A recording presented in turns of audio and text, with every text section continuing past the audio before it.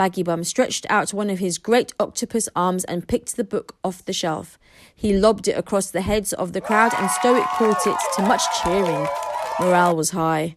Stoic bowed to the hordes and handed the book to Gobber.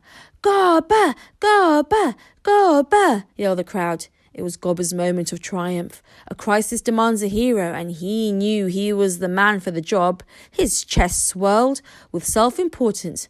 "Oh, it's nothing really," he bellowed modestly. "A bit of basic burglary, keeps me in practice." "Shh!" hissed the crowd like sea snakes as Gobber cleared his throat. "How to train your dragon," announced Gobber solemnly. He paused. "Yell at it." There was another pause. "And," said Stoic, "yell at it, and?" "That's it," said Gobber. "Yell at it." "There's nothing in there about Sea Dragonus and Giganticus Maximus in particular," asked Stoic. Gobber looked through the book again. "Not as such," said Gobber. "Just the bit about yelling at it, really." Said Stoic. "It's brief, isn't it? I've never noticed before, but it is brief." "Brief but to the point," he asked hastily. "Like us Vikings, thank Thor for our experts." "Now," said Stoic in his most chief-like manner, "since it is such a large dragon—" "Vast," interrupted old Wrinkly happily. "Gigantic, stupendously enormous, 5 times as big as the big blue whale." "Yes, thank you, old Wrinkly," said Stoic. "Since it is indeed on the very large side, we're going to need a rather large yell. I want everybody on the cliff tops yelling at the same time." "What shall we yell?" asked Baggy Bum. "Something brief and to the point." "Go away," said Stoic. The tribes of meathead and hooligans gathered at the top of the cliffs of the long beach and looked down at the impossibly vast serpent stretched out on the sand, smacking its lips as it devoured the last morsels of its late unfortunate companion. It was so big that it seemed unlikely that it could be alive until you saw it move, like an earthquake or a trick of the eyes. There are times when size really is important, thought Hiccup to himself, and this is one of them.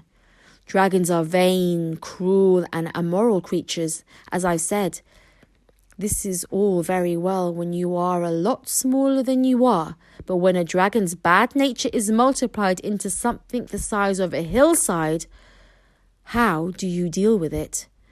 Gobber the Belch stepped forward to lead the yelling. As the most respected yeller among them all, his chest swelled with pride.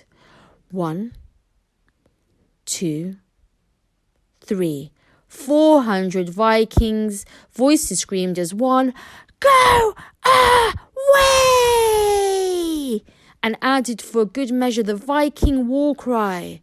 The Viking war cry was designed to chill the blood of Viking enemies at the commencement of battle.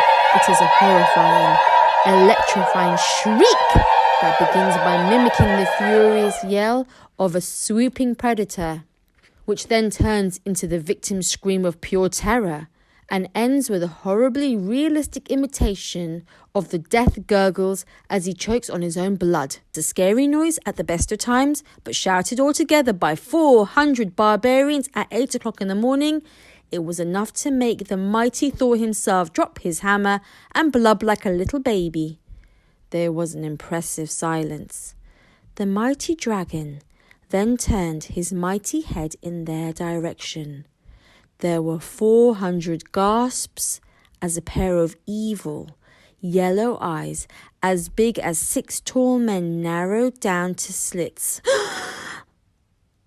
The dragon opened its mouth and let out a sound so loud and so terrifying that 4 or 5 passing seagulls dropped down dead with fear on the spot.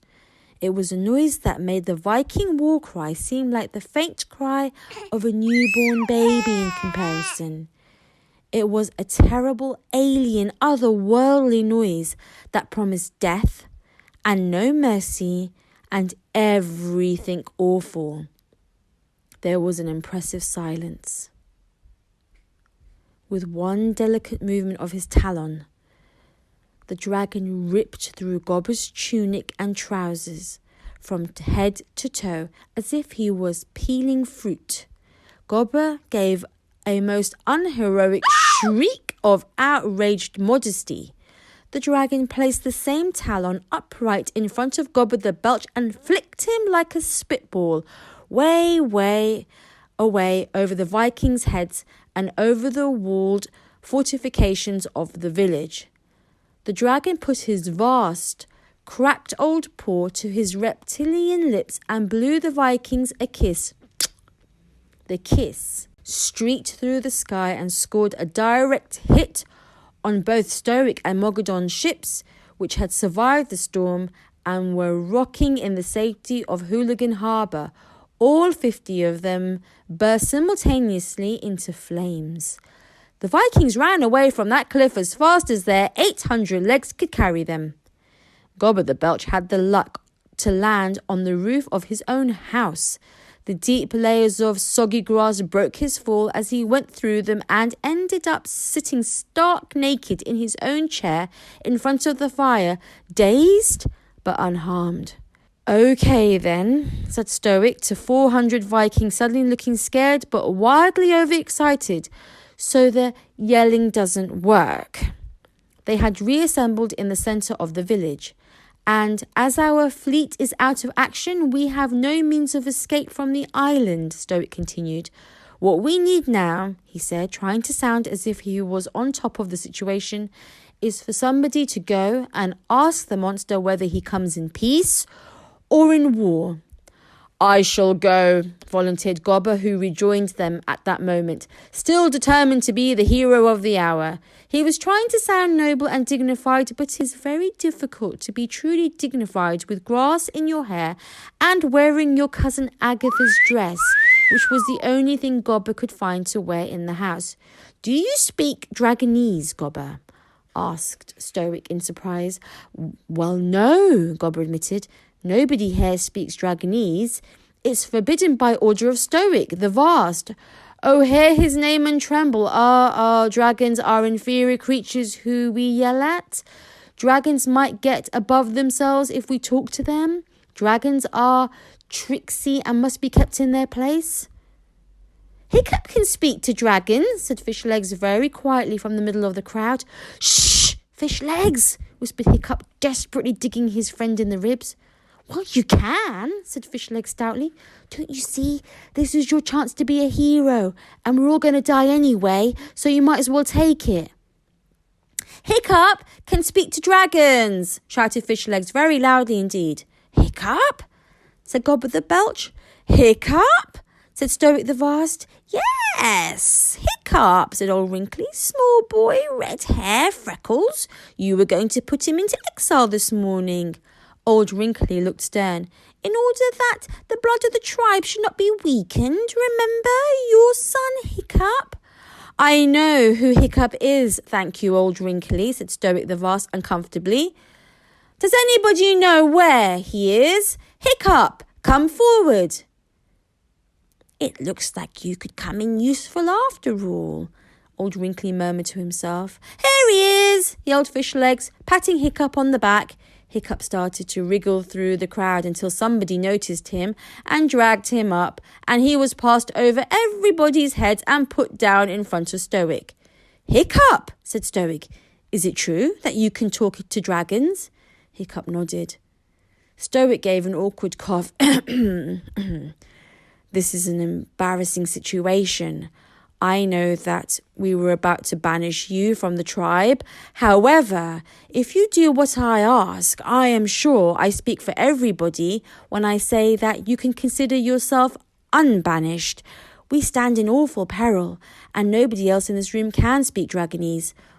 Will you go to this monster and ask him whether he comes in peace or in war?" Hiccup said nothing.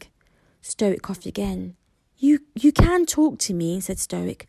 I've unbanished you." "So the exile is off then, is it, father?" asked Hiccup. "If I go and kill myself talking to this beast from hell, I will be considered heroic enough to join the tribe of hooligans?" Stoic looked more embarrassed than ever. "Absolutely," he said. "Okay then," said Hiccup. I'll do it.